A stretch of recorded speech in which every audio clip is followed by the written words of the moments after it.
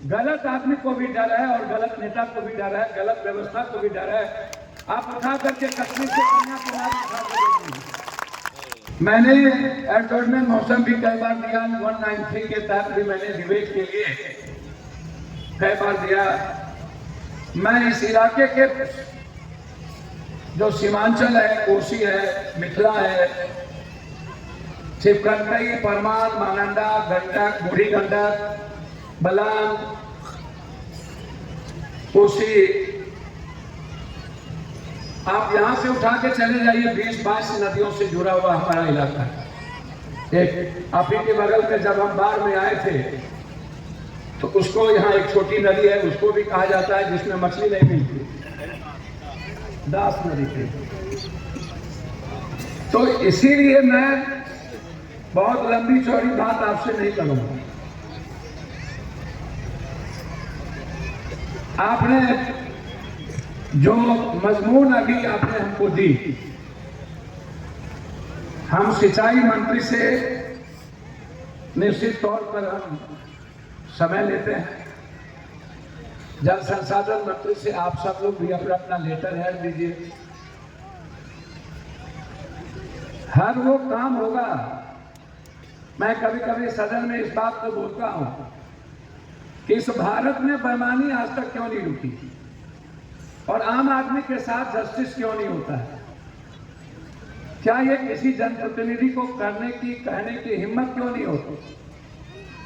आपके यहाँ ये तो बड़ा मसला है, जीवन से जुड़ा मसला है, लेकिन जब हम राशन कार्ड बनाने जाते हैं, आधार कार्ड बनाने जाते हैं, पैन कार्ड बनाने जाते हैं, जब हम ब्लॉक में जाते हैं तो बिना पैसे का कोई भी परिवार, कोई भी व्यक्ति, जब हम नाम बदलने जाते हैं, टेलीफोन नंबर हम दोबारा लिखाने जाते हैं, तब भी आरटीपीएस के काउंटर पर बिना पैसा लिए एक काम नहीं होता। आजाद हिंदुस्तान के बाद एक भी ऐसा जनप्रतिनिधि क्यों नहीं आया जिससे प्रशासन को और व्यवस्था को डर हो? और मैं आपको दिल से कहता हूं, आपने जिस पप्पू को पैदा किया उस पप्पू से पूरे मुल्क के गलत आदमी को भी डर है और गलत नेता को भी डर है, गलत व्यवस्था को भी डर है।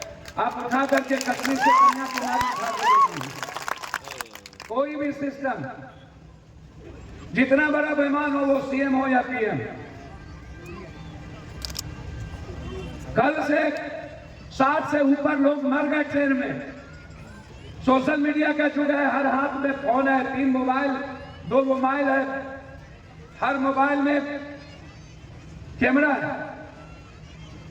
कल रात के 11 बजे तक भारत का वजीर इस बात को दबाने का प्रयास किया कि एक भी आदमी नहीं मरे। आजाद हिंदुस्तान के बाद आज तक पहली घटना है दिल्ली के उस स्टेशन पर जो इस देश की राजधानी है।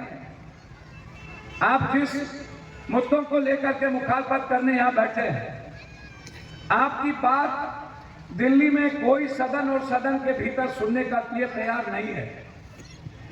3 सालों से लगभग 1300 से ऊपर किसान आत्महत्या कर लिए पंजाब और हरियाणा का।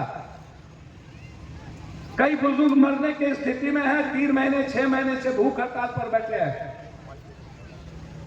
आप कैसे लड़ोगे? अक्रुल भाई, उसके पास सेना है, उसके पास फोर्स है।